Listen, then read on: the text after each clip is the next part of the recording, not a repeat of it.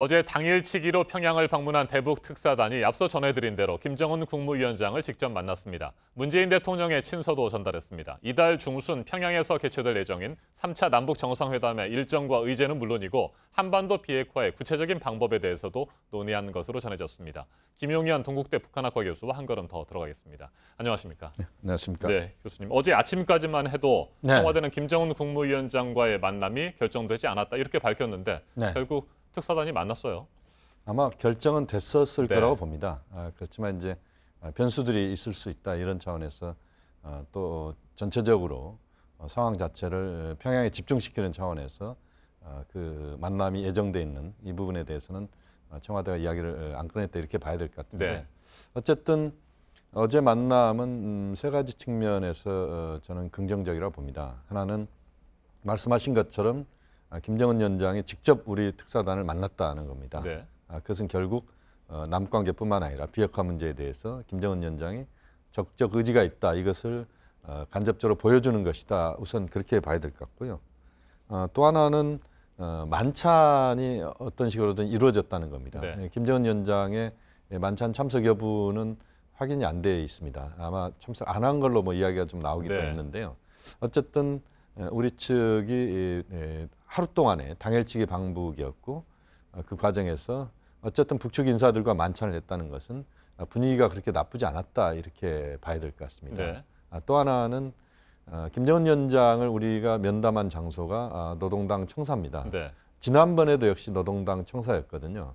그래서 최대한 우리 측을 예우를 김정은 위원장이 했다. 그런 점에서 저는 어제의 분위기는 나쁘지 않았다, 좋았다 이렇게 보고 싶습니다. 네, 김정은 위원장과의 면담이 사전에 결정되기는 했지만 변수가 있기 때문에 공개를 하지 않았다 이런 식의 말씀을 해주셨는데 자, 그 말씀은 얘기가 잘못됐을 경우에는 김정은 위원장을 만나지 못할 수도 있고 빈손으로 돌아올 수도 있다. 그런 가능성이 있었다 이런 겁니까? 물론 이제 그 가능성도 있었을 거라고 봅니다만 전체적으로 사전에 남북 간에는 많은 차원에서 그러니까 실무 차원 또는 그보다 훨씬 높은 차원에서 비공식적인 접촉이 저는 계속 있었을 거라고 봅니다. 북미 간에도 역시 마찬가지인 것 같고요. 또 한미 간에도 한중 간에도 마찬가지입니다.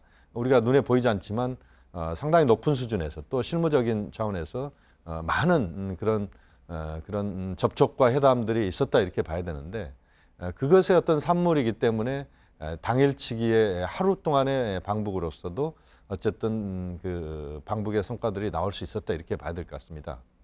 네, 전체적으로 분위기가 괜찮은 것 같다 이렇게 말씀을 해주셨는데 그렇다면 9월 중순 평양에서 열릴 예정인 3차 남북 정상회담의 일정과 뭐 의제 등은 다 확정이 됐겠죠? 전체적으로 아마 일정은 저는 확정이 됐을 거라고 봅니다. 지금 뭐 우리가 예상하는 것은 17일주 가능성을 이제 높게 보고 있는데요.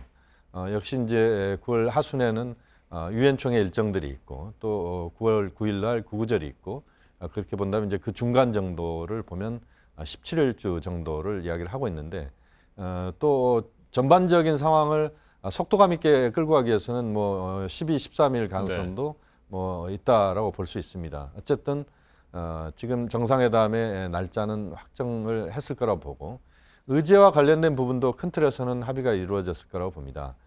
지금 이제 남북 간 차원에서의 합의할 수 있는 문제들, 특히 지난번 그 4.27 판문점 선언의 이행과 관련된 부분에 대해서 이야기가 나왔을 것이고 또 보다 중요한 것은 북미 간의 비핵화 평화체제와 관련된 부분에서 논의가 저는 이루어졌을 거라고 보고 그것이 남북 정상회담에서도 주요 의제로 다뤄지는 그런 방향이 정리가 됐을 거라고 봅니다.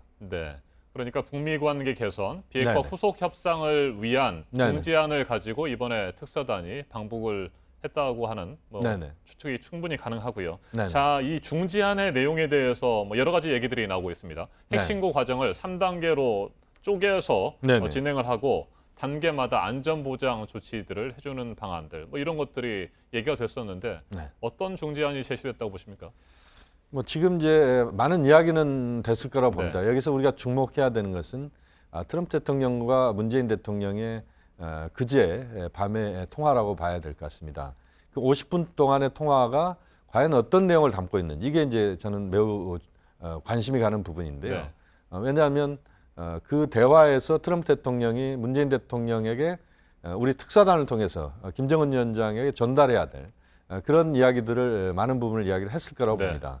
거기에서 이제 비핵화 문제와 관련된 그 미국이 갖고 있는 생각, 또 종전선언에 대한 트럼프 대통령의 입장, 뭐 이런 것들이 김정은 위원장에게 우리 특사단을 통해서 명확하게 좀 전달되는 그 부분이 이제 중요한 부분이었던 것 같고요.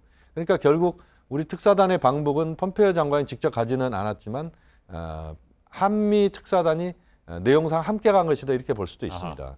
그만큼 이제 그 50분 동안의 한미 정상 간의 대화, 이 문제가 북측에 이제 전달이 됐을 것이고, 북측의 김정은 위원장이 거기에 대해서 자신의 입장, 북측의 입장을 분명히 이야기를 했을 겁니다.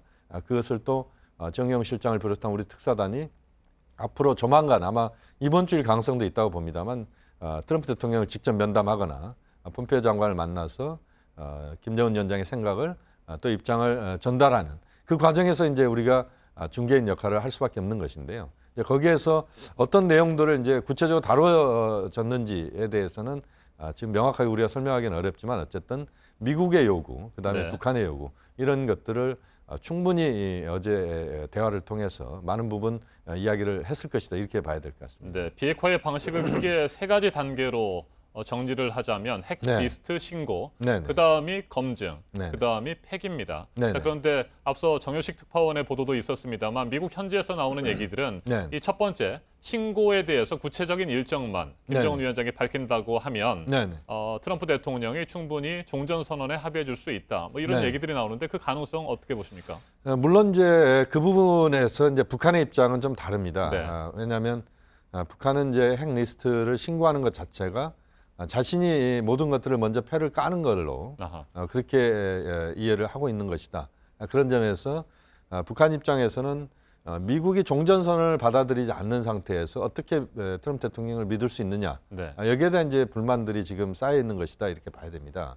그렇기 때문에 지금 리스트와 관련된 부분에서 그 리스트 전체를 공개하는 순간 북한은 큰 카드를 일단 버린다 이렇게 봐야 되기 때문에 현재까지는 미국의 입장이 북한에 완전히 지금 수용되고 있다 이렇게 볼 수는 없을 것 같습니다만, 다만 어제 우리 특사단의 방북 과정에서 충분한 이야기는 나눴을 것이다.